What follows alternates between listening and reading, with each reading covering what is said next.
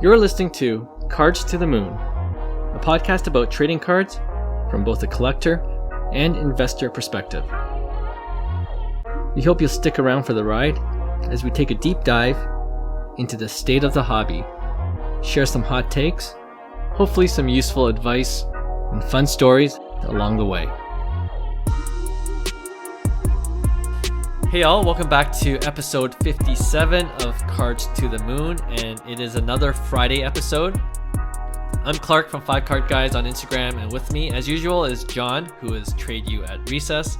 But missing in action today is Hyung this week, who is busy getting his new office space ready, which is exciting for us because a part of that space is where we'll be meeting in the future to discuss more content ideas for the podcast, as well as coming up with more ways to engage with our audience. So we'll be running the next couple of shows without Hyung, but today in his place, we have a special guest coming on a bit later in this episode. His name's Alex, aka Refractor Jones on Instagram. And if you look at his profile, he's got a pretty extensive collection. He's been in the hobby for a while now, having used to work at Beckett. So that's something we can ask him about in our upcoming interview. But off the top, just like last week when we talked about NBA players we're looking to target in the offseason as more teams get eliminated in the playoffs, I just want to look into the NHL playoffs this time and see if there's anyone we're looking to pick up. John, you're our resident hockey guy on this podcast. So why don't you start with a couple of players that have impressed you so far in this playoffs and who you're personally targeting? So as painful as it is, and I don't really want to talk about the Leafs, but the silver lining, and anybody that's not a Leaf fan, all the folks, all the rest of the Canadians out there, they're probably just laughing at us right now. But the silver lining is that it's quite possible Austin Matthews cards might take a bit of a dip as we head into the off season.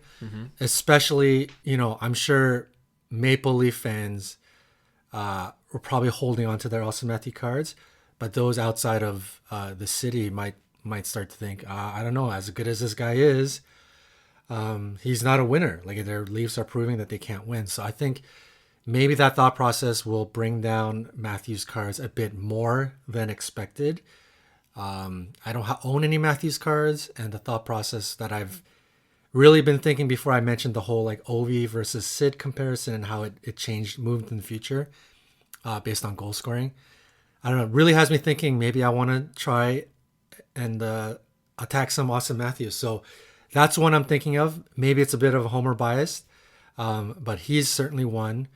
Of some of the eliminated teams, I mentioned before, for me, it's the Panthers, man. I think Future Watch Huberdeau, Future Watch Barkov. For me, Barkov especially, I am keeping a keen eye on that one as we head into the card show in a couple of weeks. If that card is around and it's got a pretty good price, I'm going to hope to kind of trade into it. But the Panthers have two pretty good players that I'm keeping my eye out on. Getting swept by the Lightning doesn't sway your decision? It doesn't, but okay. That again, this is silver lining, right? Like, I think when you believe in a certain player or when you believe in a certain thought process, performance in the playoffs shouldn't dictate. And actually, this should be a good thing for those that have been trying to go after these players, is that their card might go down more than expected. So for me, I'm chomping at the bit. Like, that's great for me. Okay. Yeah, a couple of guys for me. Stamkos, I don't know. I think I have a personal bias for Stamkos. He used to be a 50, 60 goal scorer, right? And his team's still going strong. And every time I watch the Leafs Lightning series, and Stamkos is always in there making moves, and he's still with it. So, right. And I looked at this BGS 9510 Future Watch card. It's going for $650. So I feel like that's a good price, right? Rangers, who knows? Like, I thought they would be out by now, but they somehow came back and beat the Penguins. Yeah. So here we are, and now they're, as of this recording, they're down 2-1 against the Hurricanes. So I'm not counting them out again. Anything could happen. But if the Rangers are eliminated, our boy Panarin, we both love him. He could be a good guy to target. For sure. And I'm going to throw this out there. This is a no-brainer, of course, by saying McDavid. But if you look at his playoff performance, he is like took the Holy next cow. level. Everyone Holy is cow. talking about, like, if you weren't talking about him already, you're talking about him now, right? Right. And I don't know, like, there's going to be a point where he's just, for a lot of people, he's already out of reach in terms of card value. But Yep. if he takes another jump, that's going to, yeah, if I can somehow consolidate my best cards and trade up for McDavid, I might try to do that this year before he goes up even further. For those that don't know what we're talking about, just tune in to the next Edmonton Oilers game and watch McDavid. Yeah. He is on a mission, man. If you guys watch, like, when we watched the Leafs fall to Tampa Bay on that same evening, was it that evening? Anyways, I watched. Maybe it was the next evening. I watched Game 7. No, sorry. Was it who did they play? They played the Kings, right? McDavid. Yeah, they did.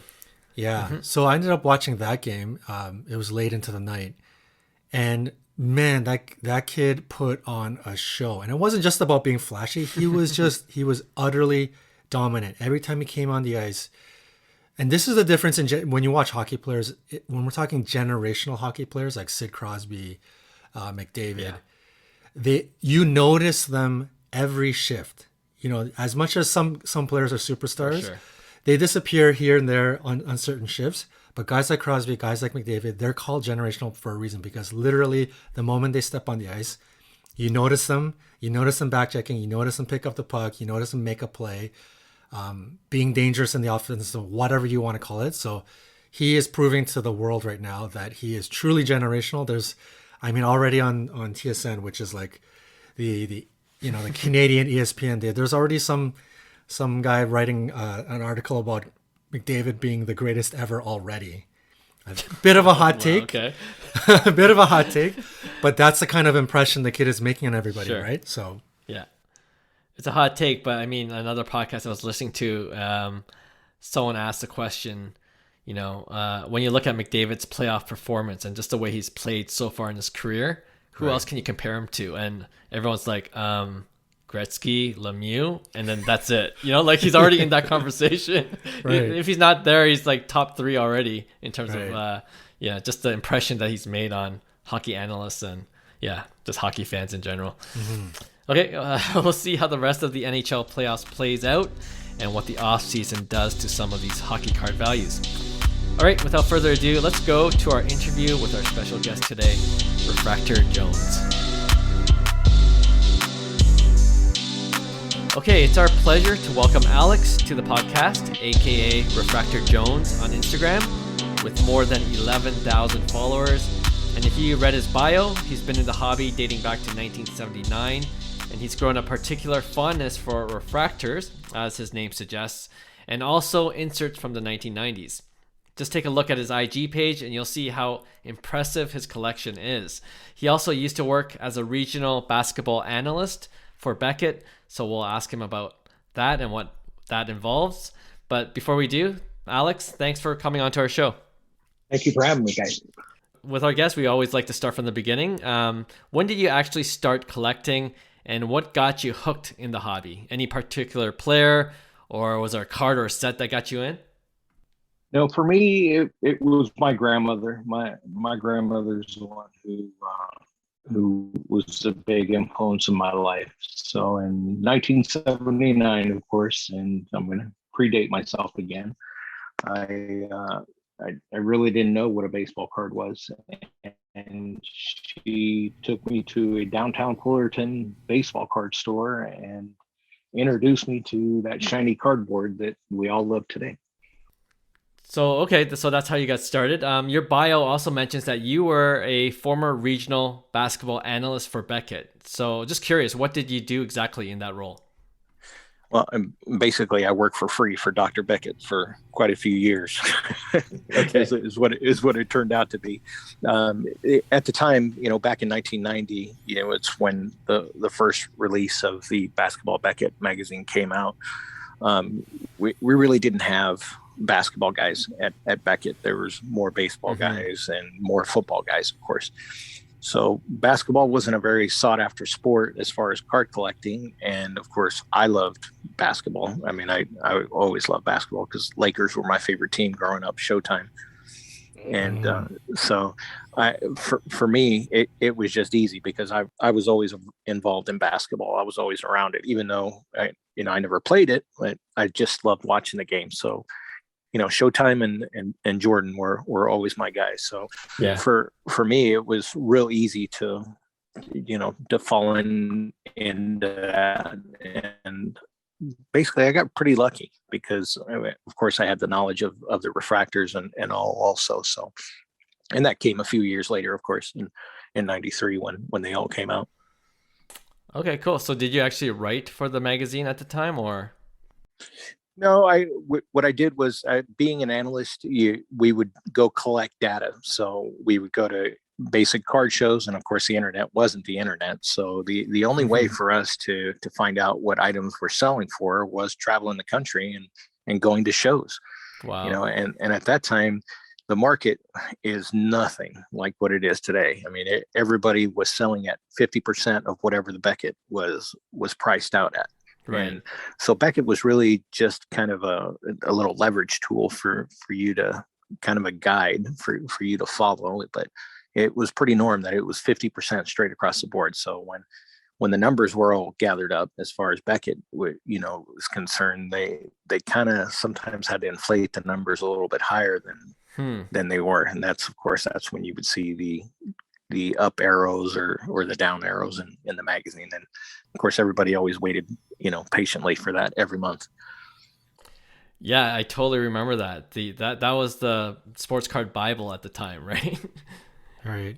Wait a minute. So you were the one that came up with the pricing for Basketball Beckett? Well, myself and there was a team of 4 or 5 guys, but the majority of the data that was collected were by us that would travel around to shows. Beckett would also contact hobby shops as well, and would ask them and say, hey, what do you feel is selling in the basketball market? And they would collect that data as well. They would all go to Dallas and they would put it all together and it would get thrown into the magazine. Yeah. Wow. That's my mind is blown right now. Mine I was too. always wondering how Beckett came up with their pricing, and we just got our answer. That's incredible. It was really a team effort. It wasn't done by just one person. There's no way that it could have been done by one person. It truly had to be, it was the only way to organize it and collect data, was to be able to pick up that phone and call hobby shops or travel to shows, and find out what is actually selling and what's hot and what's not. And I'm sure you remember that in the magazine as well. Right. Oh my gosh. That's crazy. No, I'm glad we got that insight from you. I wish I knew that when I was a kid, because I had no idea how that works. I just want to go back to what you said earlier about how you got into the hobby and how you're just kind of really attracted to the refractor cards, the shiny cardboard, as you said. What is it about the refractor cards or the refractor parallels that really got your attention? And when did you decide that's what you wanted to really focus on collecting in the hobby? Well, truthfully, I really shouldn't just say that I'm exclusively a refractor collector, because I know we had to kind of postpone this whole interview here a week because I was, of course, traveling the country buying collections, and I'm a card hoarder. I'm terrible in the worst way. Like in one of my card rooms, I probably have at least 500 plus wax boxes just sitting sitting here, and it's just terrible because the amount of stuff that I just brought in. I brought a 26-foot U-Haul, and I had it. It took me 3 days to unload it, and of course I broke it all down. It took me about a week, and got what I wanted out of it. The rest, I put it together, and we send it to Make-A-Wish, and we'll do Ronald McDonald House, and I also do some things with local children's hospital. And cool. Package cards together and give them away to kids and stuff. But I'm not exclusively refractors. I love refractors, of course. I have a little bit over 250,000. So for me, I don't care whether it's a common refractor or a star refractor, just because I enjoy building the actual sets. So. Yeah. Well, I was going to save that question until the end, but you just mentioned you came back on a road trip, I guess, and you came back with a big haul. What kind of cards did you come back with? I'm really from about the late 60s all the way to about 2015. Okay. And it was all primarily just Facebook marketplace ads that, and initially what I did was I had a collection contact that was out in Florida. So I had to go out to Florida, and I went out there, and what I did was once I got out there, I rented a U-Haul from there and then drove back across the country, back to Vegas. And I just hit, every state along the way, jumping on Facebook marketplace and then just buying as much as I could. That's yeah. That sounds like a quite the road trip. Is it to complete some of your sets that you're talking about? Is that what you're trying to do? No, for me, like I just said, I'm a cardboard hoarder. I honest to God, when I tell you, we really need to do a video someday, and just to show you the amount of just quantity of cardboard that I have. But I have 4 rooms in my home. So I ended up moving to my new home. I sold a 2,000 square foot home to move into a 3,500 square foot home. Wow. So I can just accommodate my sports cards. And it's crazy. I don't sell. At one time I used to sell. When I was a Beckett regional analyst, I had my own store, and it was Jordan's Field of Dreams.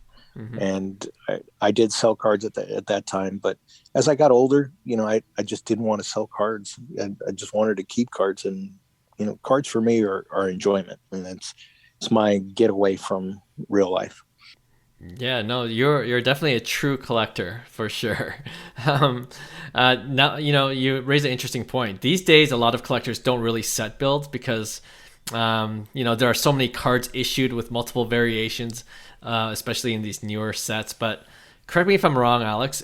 I feel like it was more doable with older sets that had like a defined number of cards in the set with a decent size checklist. I'm just curious, what is it about completing a set that you enjoy, that process, and do you ever get frustrated if there are some cards that seem impossible to find, or do you like that challenge? Yeah, as far as the refractors, there are definitely sets out there that just crush me and kill me. My favorite, of course, is the '93, finest basketball refractor set. I've built 15 of those sets, and I'm working on 3 graded sets right now. One from SGC, one from PSA, and one from Beckett. So it's like I'm getting bored now building the actual sets. So I said, well, no, I'm going to just grade them and grade some out, and then start building them in graded form now. But Right. I'm really not getting bored, truthfully. I love them. If you look at my Instagram, you'll see that I'm constantly buying. I was at Burbank Sports Cards a few months ago, and it's about 4 or 5 months ago, and I bought. Rob sold me 20,000 refractors. I went out there. Wow. So, yeah, for me, every time I hit the national, I usually, because I've been to 20 plus nationals now. So I've been all the way back from in the 80s in Anaheim. What I'll do is I'll fly in or wherever I'm going, and then I'll just pallet stuff up and ship it all back home. And then when I get home, I've got my goodies waiting for me to play with. I like that. Well, what are you going to do when you run out of room? I'm just curious. Move to a bigger place, right? I'm going to buy a bigger house. I mean, that's what I did. I'm telling you, I went from 1,900 square feet to 3,500 square feet now, and that's my main house. And then I have 2 casitas in the back that I'm also converting and working on right now. And I said, well, maybe I can turn those into card rooms also. Yeah, because I truly do have more than just sports cards, because when I used to work as a clubhouse manager in professional baseball. Okay. At the AAA level, with the San Diego Padres and stuff here in Vegas. Cool. And I have easily 500 plus game worn uniforms. I mean, I just have just a ton of stuff. But of course, I don't sell any of that stuff. All these guys, they have meaning to me, and all these things. So, but I would love to be able to display all these uniforms. But my favorite game use uniform I have an '86 Magic Johnson game worn road. Wow, that's great. Yeah. Oh my goodness. Yeah. But that's my favorite piece. Okay. Wow. If you could see me, my jaw's floored. It just I didn't know that was the extent of your collection. Yeah, And yeah. and I'm truly not just refractors. I mean, not at all. You know, right. I'm truly I'm very private. You know, with my collection, I don't do a lot of podcasts, and I don't do a lot of stuff because I'm not one of those rah kind of guys and say Sure, look at sure. me and that type of stuff.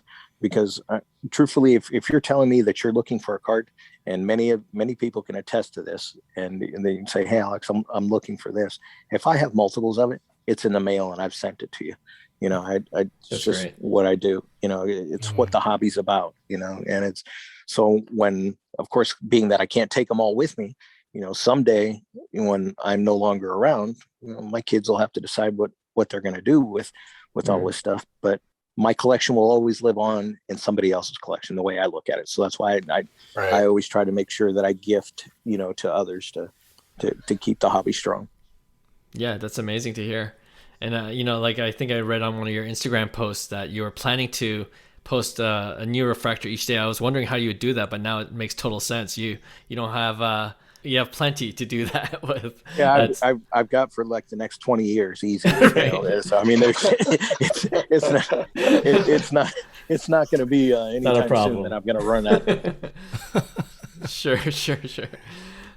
John, you had a couple questions, right? Yeah, you know, Alex, I'm dating myself as well, but I've talked about this on the podcast many times. I collected 95 and 96 and 97 finest basketball. Okay. It was a wonderful time. I was a teenager. Started collecting. When did I start collecting? Like around 89. Obviously, I started around when kind of my age group got into it after the Ken Griffey 89 Upper Deck. Right. And then most of my friends, you know, started to kind of spill away in like 93. And I kept going pretty strong. And I got into finest. And that's why I appreciate looking at your IG account is like this is the memory that I had, like purchasing hobby boxes, ripping it, I'm pretty sure, and you can certainly correct me if I'm wrong, but I think it was 2 refractors per box. On some of the basketball, it was 2, but there was regional boxes also for the 93 finest. You know, people didn't know this. There's regional short print refractors, and there's regular short print refractors, and then of course there's the SSPs. You know, the real super short print refractors. But it was falling anywhere from 2 to 6 to the jumbos were sometimes anywhere from 8 to 10. Right. Yeah, so 93 I was still collecting Upper Deck, and I didn't realize finest was a thing until about 95. And I think at that time here in Canada it was about $15 to $20 a pack. And you know, going from packs that cost like $1 to $2 to like 20, 15, 20, it really blew my mind. Like it opened my eyes to this whole new world of high-end card sets, and I was hooked right away. Obviously, I couldn't collect for too long because as a teenager, you only have so much money to be purchasing, you know, hobby boxes of like 96, 97. But anyways, getting to the question, I'm really curious just looking at your Instagram account, what is like your most prized sports card? And it doesn't have to be value. It could be maybe like a great PC or a good story behind it. Either a prize card or like your best or your favorite refractor card. Well, for me, it's just my first baseball card that I ever owned, and that's the 1971 Topps Pete Rose, and it stays on right on my screening table. It's big deal. It's a $50-$60 card, you know, just in raw form. But to me, and I still have that card. You know, there's you couldn't pry that card out of my hand. Yeah, there's no amount of money that would take, because, you know, as soon as I give up that card, I've officially given up a piece of me that no longer exists, and that's that right there is my pure childhood, and every time that I look at that card on here on my table, it just takes me back to 1979 when I was fortunate enough to be gifted that card by a sports card store owner. Yeah. Oh. Yeah, I can appreciate that thought process. I one of my greatest chases was the 96 Kobe Topps Finest, and If anybody knows me on this podcast, I'm a very finicky collector. I'm not as much of a purist as Alex. And I love my perfect tens. You know, like a PSA 9 bothers me a lot. But with that Kobe, I ended up getting it graded, and it got a PSA 9. And normally that would really, really bother me. But because that was the card that I pulled, that I chased back in '96, I love it. And it's a card that I would never sell. It's a card that it's going to be in my collection for forever. So I can appreciate what you're saying there, Alex. Yeah, Totally truly my most valuable card is probably my Satchel Paige rookie that I have. I don't have the Leaf. I have the regular, and I would love to have the 48 Leaf Satchel, and that's my grail card that I don't have in my collection.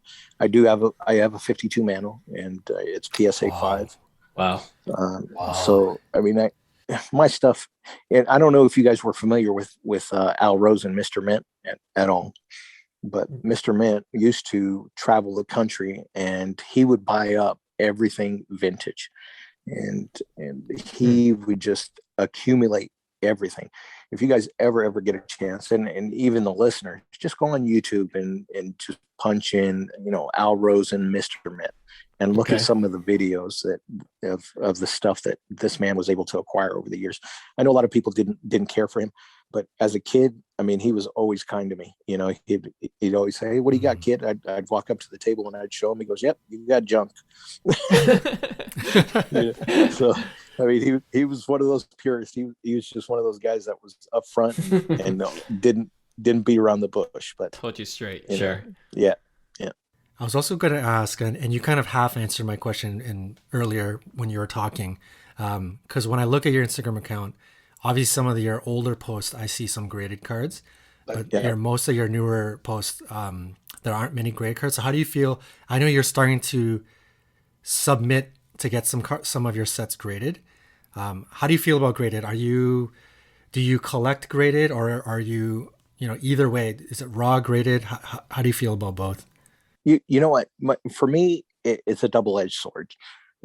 Of course I want to preserve my stuff, and just like everyone else, truthfully for me, it's not about the grade. It never was, because I've always been a collector true at heart. Even though I was on the other side of the table at one time, because I didn't want to work for a living. I was like, well, no, I don't want to go work for a living. I'd rather play with cardboard all the time. So I opened up the store, and I did that for a few years, and then found out that traveling and doing everything was just not real conducive to having a store.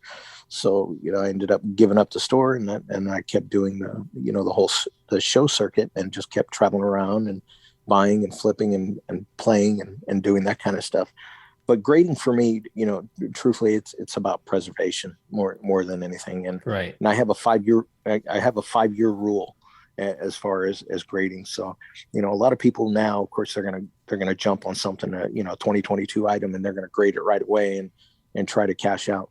But for me, the money's always been there in the hobby. It's never gone away. And the way I put a grasp on all this, I don't grade anything out for 5 years. So if the item comes out in 2022, I'm not going to grade it out until 2027. And and my 5-year rule is the reason why I do this. I'm able to buy more of those cards, because if I truly believe in that so-called player or set or whatever that I'm buying, I'm able to buy more of that stuff, and I could just sock it away, and I play the game. So that makes sense. Yeah. Like I said earlier, like you're probably one of the truer collectors that we've talked to on the show, and because a lot of times it is about investing in cards and flipping. Just want to get your thoughts on the hobby and how that's kind of I don't know, it's kind of changed in that sense, where there's a lot more investors coming into this space. Do you feel one way or another about that? I'm not one of those people that wants to poo-poo on anyone that wants to come into this hobby, because anyone that comes into this hobby means it's more eyes, it's more opportunities, for you to acquire other things. Sure. And I know a lot of people get upset, that they say, oh, well, you're paying X amount of dollars for this box to open this. you don't have to open up a box of cards to be happy. You can go to a show. You can live in a $1 box. You can live in a 50-cent box and pull out some great stuff. There's plenty of 50-cent boxes at the National. And I can attest to this, that there's cards that are 20, 30, 40, $50 cards that are just dumped in there. The guys buy multiple, collections, and they just want to liquidate the stuff. So, if you were a bargain bin box hunter, you could do fantastic. But I'm not opposed to, all the new money that's coming in. What I'm opposed to is people, doing the ultra hype, or trying to push anything on you, saying, you should collect this, Clark, or you should collect this. Right. You collect what you want to collect. Enjoy the hobby. That's why you're in the hobby, first and foremost. I mean, 100%. At least for me. Yeah. No, I'm glad you say that. We always say on this show, collect what you love first and foremost. And then, if the value decreases, you still love the player. So it's a win-win in that case, right? Yeah. Let me tell you a little story. I don't mean to interrupt you here, but I'm not a LeBron guy. I don't like LeBron. Just like John. Amen, brother. Amen. I'm not. But did I capitalize on LeBron stuff? Yep. Did I sell his gold refractors, his rookie refractors, and his blacks? Yes, I did. And you know what? And you know what I turned that money into? I bought homes with that money. So he may not be my favorite guy, but when I ended up selling those, I paid cash for homes because of those cards. Yeah. So and at the time I bought those cards for under a couple $100 when they first came out. Crazy. Wow. Yeah. So if people stay in this hobby just for the long term and always make it a long play, that's the way I look at it. You're always going to come out on top. Always. Yeah. Right. Good advice. Are you doing this full time right now? I know you go on road trips, but is the hobby able to sustain what you're doing right now? Yeah, because I'm a liquidator by trade. So when a bank calls me, or they say, hey, look, we have a home, we have this business that needs to be liquidated, I go in, do the evaluation, put a number on it, and then I move on, which is great because it allows me to travel the country and go out and see what's out there. That's awesome. Makes sense. John, any last questions from you? Alex, do you seeing that you used to sell, do you have any cards or a particular card that you regret selling that you may have not been able to get back? You're gonna kill me with this one. Good question. I've got some cards that absolutely haunt me, and they're 52, 53, 54 were Redmans, so the Redman series, they had little tabs on them.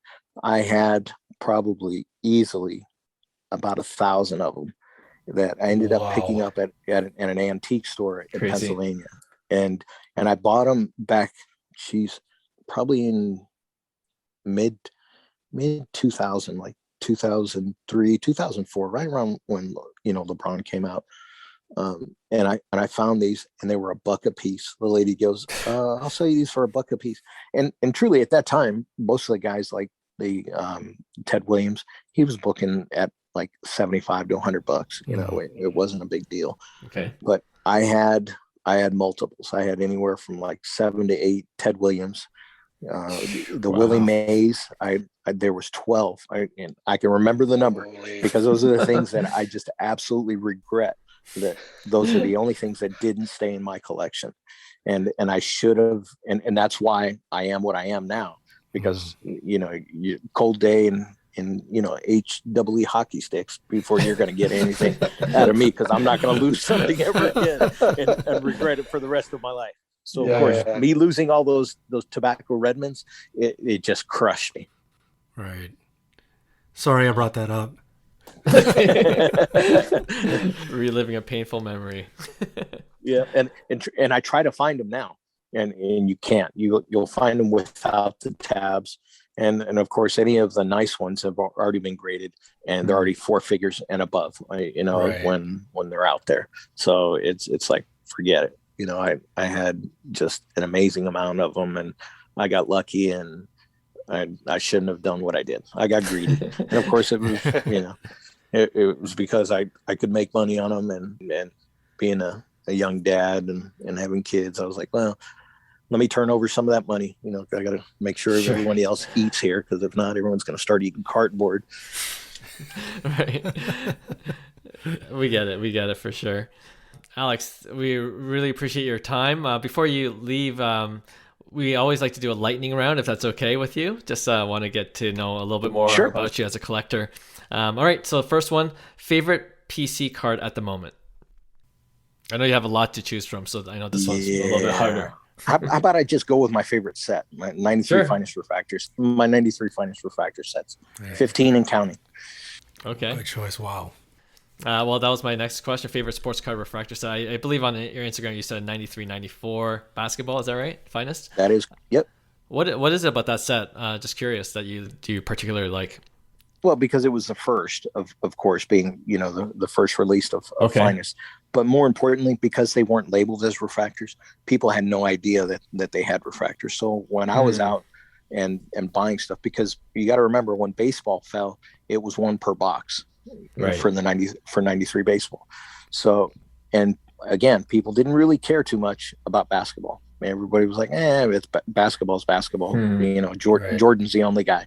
Yeah. So you could buy them at shows for nothing. I was buying them, you know, for a quarter, 50 cents, dime. They were in dime boxes. Crazy. I was getting stuff like that. I can remember buying Jordans for $50 to $75 No way. A refractor. Yeah. But people didn't know there was a refractor, of course, because they weren't labeled.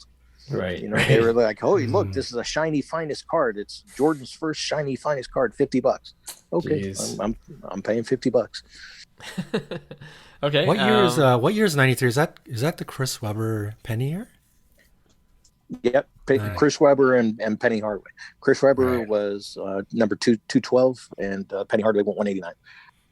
There you go. I wish I knew about finest, and I think I was collecting Stadium Club at the time. Well, you got out cheap, because, you know, finest was ridiculous. It was that big first $100 plus box on the market, you know, before Upper Deck, you know, with 89 Griffey, you know, being the big chase that turned into a $75 box at the time. But the true first $100 box was Topps Finest. Wow.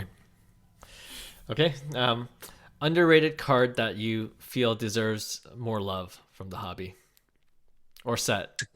That's a good question. You know, I'm going to go with being the most underrated for me is what you see as in value in your collection, because a lot of people put, you know, the value of their collection being X amount of dollars, and it's not. It's truly not. It's not about those dollars. It's about the time and the pleasure that the cards give you, and you're able to connect with other guys, and sometimes even, you know, try to pull your family into it. I tried to pull my daughters into it. They didn't want any part of it, but you know. Fair enough. Good answer. Your thoughts on the future of the hobby?